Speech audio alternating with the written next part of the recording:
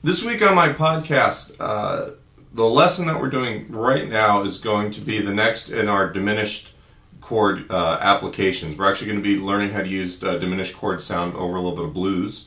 But this is one of two, maybe three podcast lessons that we're going to do this week. I've got one more, and then Tom Harkenrider will probably be putting one out this week as well. And they'll all be going out in my iTunes podcast. And part of what we're doing is we actually just started something new on the website, which is that we actually do guitar classes via Skype. We tested the technology this week and it works pretty well.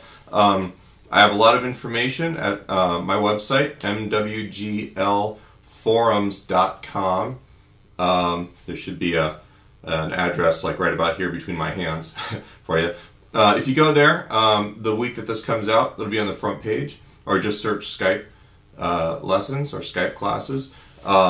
It's $10 a week to do a class live with us, and then there's also private forum access for students to get backing tracks, PDFs of their music, ask questions of the instructors, all kinds of stuff. We're just getting this rolling, but I'm pretty excited about it. The first class went pretty well.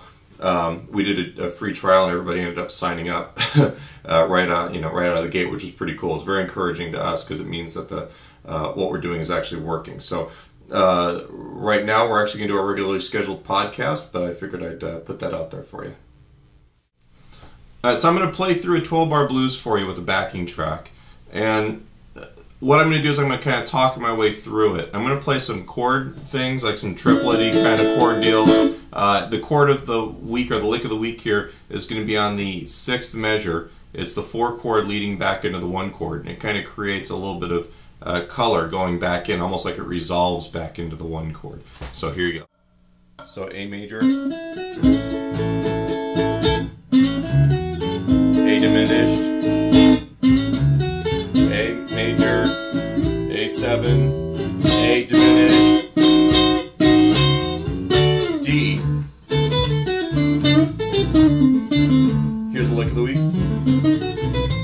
Back into the 1 chord.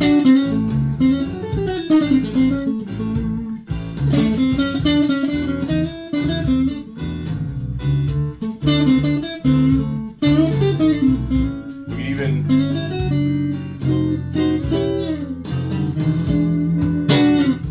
even stick it there in the turnaround. But we're just going to actually look at that lick of the week right now. Alright, so we're playing, it's an E flat or D sharp, they're the same thing, diminished arpeggio with a little chromatic deal leading up into the 3rd of the A chord. Alright, so we're just, instead of just playing that, and it even works like when you're comping, like if we're playing A, 2nd bar of the 12-bar blues, 3rd bar, now we're into the 4 chord. That's where we would put that lick, but you could also use it as a chord. And there's even times where I'm comping, and this is written in the notation. I'm not going to go through this right here, but I'll be playing a D, and then I'll go A diminished into the A chord, and it kind of gives me a kind of a way of getting from 1 chord to the other in a little jazzier style. I use that in the jump blues. I actually stole that from Kirk Fletcher from a video of his on YouTube. But I've heard a lot of guys use that. So, and that's actually in the notation. But what we're just really going to be working on right now in that particular spot in the 12-bar blues is just this diminished lick. And there's 3 variations of this besides the chords. All right, and we're just going to use the one that I did in the solo, but you can use any of those variations depending on what you want to do. So we start on the D sharp, all right, which is the 6th fret on the 5th string.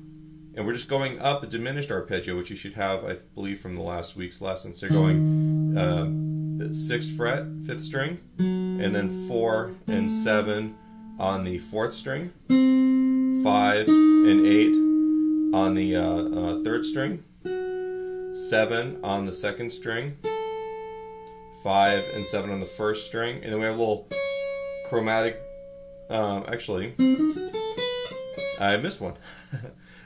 When we get up to the 1st string, we're going to go 5, 7 is our kind of our little passing tone. This is actually the next note in the diminished arpeggio, which is 8, and then we're going to lead into the 9th fret, which is the 3rd of an A7 chord, which is the 1 chord in this. So that's, you know, we're playing this arpeggio and then ending on a chord tone in the next possible chord. All right, and some of the variations where we're going back down to the 5 of the A chord. Whoops. You know, there's a couple things written on the page, but experiment with that. You know, whether it's just tossing the chord in there, it gets to the, you know, the 4. You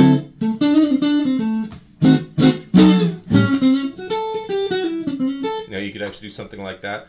You know, or you can actually play a lick based off of it. A lot of times I'll use a half-whole diminished scale if I'm really trying to go for something a little bit jazzier, which we haven't talked about that particular scale yet. We'll get to that one soon. Right now, our diminished sound is based off of chord tones in a diminished arpeggio.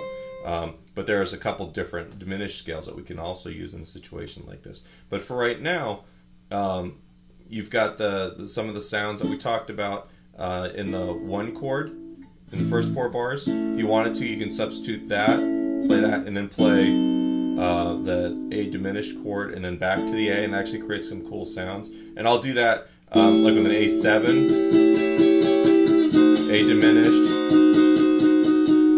and then up into the you know, the D chord, D7, D9, you know, stuff like that. It creates a lot of color, and it doesn't get too far outside of the chord sound.